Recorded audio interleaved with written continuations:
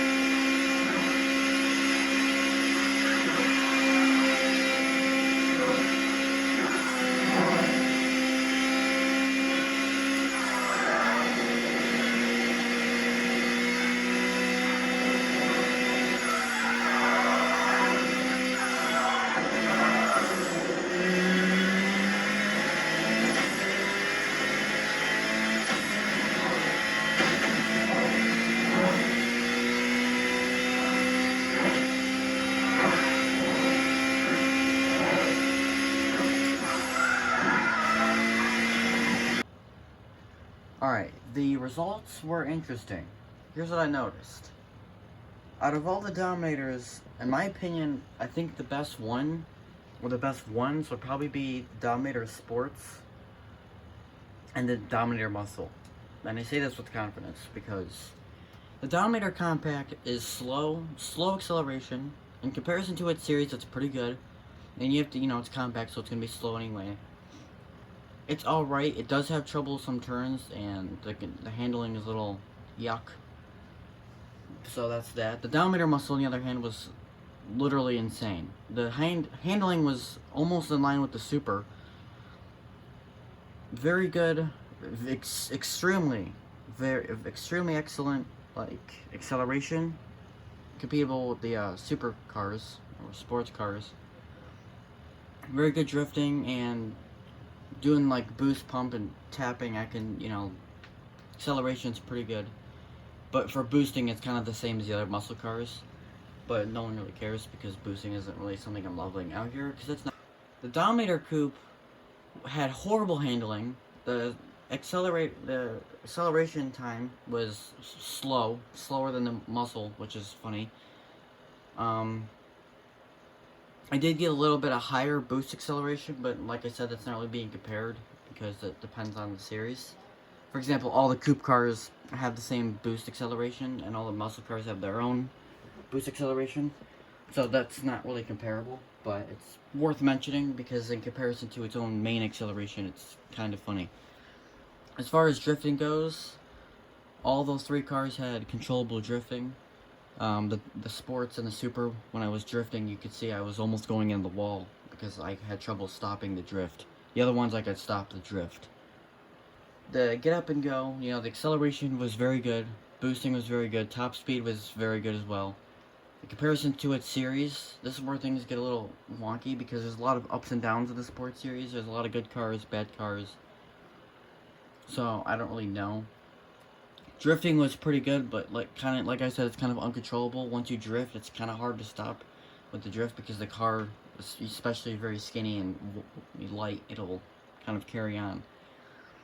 So that was something I wanted to mention. The Dominator Muscle and the Dominator Sports are kind of in line. I'd say the Dominator Muscle is just a little more controllable, and the handling on both of them are very good. But controllable drifting, I would say. And now moving on to the Dominator Super. Now you might be thinking, isn't the Dominator Super the best one? Not really. This is why I threw the Assassin in here, because the Dominator Super, in comparison to its series, isn't really that great. Not really. It's the top speed, in comparison, the top speed of the Dominator is 205. The top speed of all the other supercars is 202. So the top speed doesn't really have much of a difference. The other series, there's a big difference between the Dominator and the other cars, where the top speed could be like 5 to 10. On here, it's 3 miles per hour difference. That's next to nothing. When I was driving the Assassin, I actually got faster acceleration time, believe it or not. On a graph, the Super Assassin was kind of like this, and it just kind of kept going. The Dominator Super was kind of like this. It kind of went up, and it kind of stayed and then kind of went up.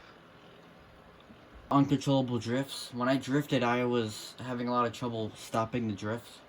So I'm drifting and I'm like, okay, I'm having trouble stopping. If you replay the footage, you can see that and the sports, I was kind of going into the wall.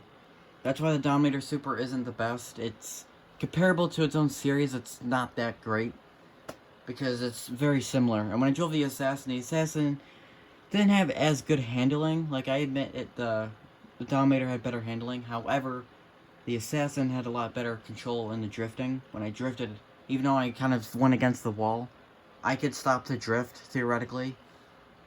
Even if it meant hitting the wall. Plus, it shows the acceleration was a lot higher because I was drifting into the wall, whereas the other one I wasn't. When I drifted, all the focus in the car went to the drift, and I was going into the wall like this. Whereas the Assassin, I was just kind of going sideways into the other wall. So the Assassin had better acceleration, better control in the drift. The boosting, I didn't really pay attention to, but it was kind of the same. So which is the best Dominator? To be honest, I think it's the Dominator Muscle. That's what I would go for, but I do like the Dominator Sports as well. I feel like they're both kind of tie and tie. The difference between the two is the muscle has a lot better control in the drifting. So if that really matters, I guess so. I guess that you could say that's better. But that's something I was just kind of asking myself earlier, and I figured I could make a video on it, go way in depth. And obviously we're looking at the Type 2 as I'm talking, because the Type 2 is just, you know, obviously I have a crush on the Type 2, you know, so whatever. That is the dominators in comparison. Hopefully you found this kind of interesting, and I'll see you guys in the next one.